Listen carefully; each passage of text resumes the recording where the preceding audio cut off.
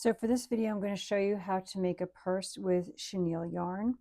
I just did a video with the tubular yarn for my adult ed class, but just in case they want to use chenille, because the tubular is hard to work with for someone that has arthritis, I'm going to show you the same purse with the chenille yarn. So we're going to start off with a very short tail.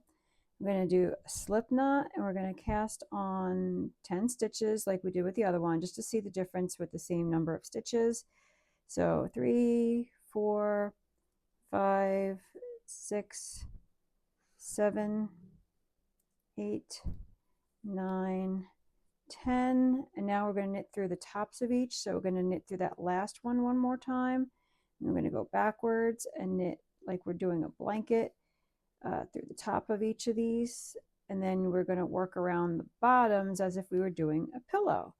So hopefully you've done a pillow before with me or someone else. So this is 10 stitches. Now I'm going to turn around, keep my tail on the bottom. I'm going to do the bottom of these, this cast on chain. So 1, 2, there should be 10, 3, 4, 5, 6, 7, 8, 9, and 10. Now we're going to just keep on going to our left. If you are working towards your left, if you're working towards your right, you're going to keep on going towards your right. And you're going to do this for 9 rows. So you're going to do it for 180 stitches. If you want your purse wider, start off with a longer cast on chain, and if you want it taller, do more rows. So I'm going to do this. This is up to 40 stitches, 41, and when I get to the end, I just make sure that my stitches are close together. I'll show you when I get to my other end. So I'm coming towards the end. So here's my last top one. I'm going to fold them towards each other so they're nice and tight, so that this tail comes right up against the next stitch. And I always want to just make sure my stitches are really close together, because this is a purse and we don't want anything falling through. So keep on going. Again, I'm getting towards my end. Get my next stitch close to my tail.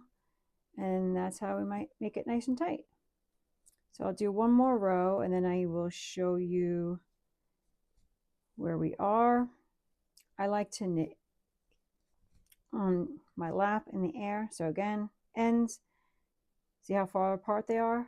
Push them together, pull the yarn through. So I'm going to lay this down. So if you're laying it down, you're just flipping. Oops. Just took the wrong piece of yarn. You're just working this like as if you were doing a pillow. And like I said, this is 10 rows. Flip it over.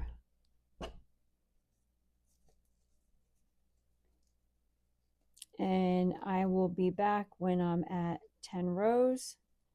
Actually, I'm sorry, when I'm at 9 rows, because I'm going to show you what to do to make it start to close. Okay, I'm up to 180 stitches, 9 rows. So what I'm going to do is I'm going to start decreasing my stitches by putting my right stitch over my left, pull the yarn through, right over left, but I want to get close to the tail, so I'm going to bring my stitch to the tail and pull the yarn through. Otherwise, you're going to have big gaps. I mean, you can have big gaps, and maybe it'll just be, you know, a looser purse. I'll try the rest with some big gaps. But if you want it tight, you got to pull them together.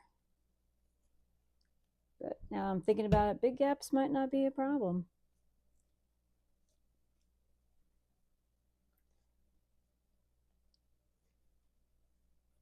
See a little wider opening.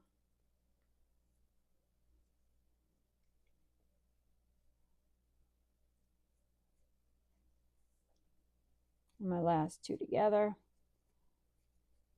Okay, so kind of like scrunches it up. It's not so wide at the opening. And now what I'm going to do is I'm going to cast off the last chain. So I'm going to take my working yarn, put it over the next loop, and pull my yarn through, make a nice big loop, put it over the next stitch, pull my yarn through, keep on doing that, pulling the yarn through the two of them. See how it makes a nice braided pattern? It's like you're stitching sideways.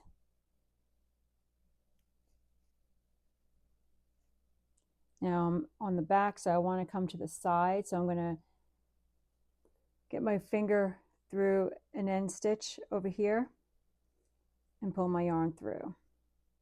So there is our purse, and now we're going to do a cast on chain.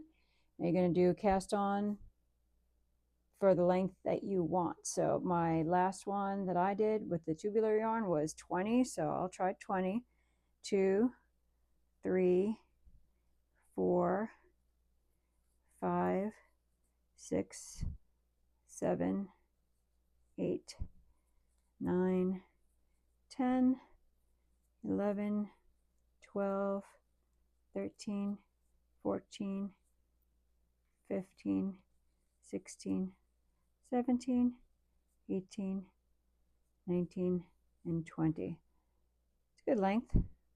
Now I'm going to go to the other end of my purse, and I'm going to put my finger through a hole on the opposite end and pull my yarn through that so it connects it. And I kind of like just figure this out. Put my yarn through one more hole, my finger through one more hole, and pull my yarn through the two. Now I put my scissors away. I'll be right back. Let me pause this and get you my scissors. Okay, I'm going to cut a tail a little longer than I need.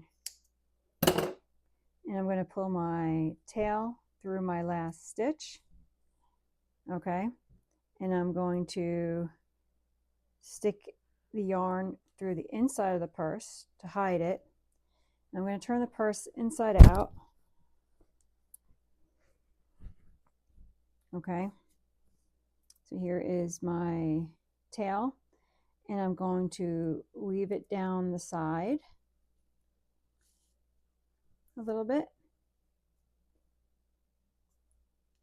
See, it's easier if you turn it inside out. So you can see what you're doing. And I'm going to secure it. I'm going to tie it to an end, tie it again, and then you can cut it, burn it, and attach it, or leave it as is. Same thing with this one. Turn it back around. And here's our little chunky knit purse. So I think that took us under 10 minutes of recording time. Maybe took me under 15 minutes to make the purse. So again, you can make it bigger, you can make it smaller, just more stitches if you want to have a wider purse on your original cast on, and more stitches, more rows if you want to make it longer, and then again a cast on of more stitches on the chain if you want a longer strap. So you know, it's very versatile, this pattern. You could do whatever you want with it and make it yours. Hope you enjoyed.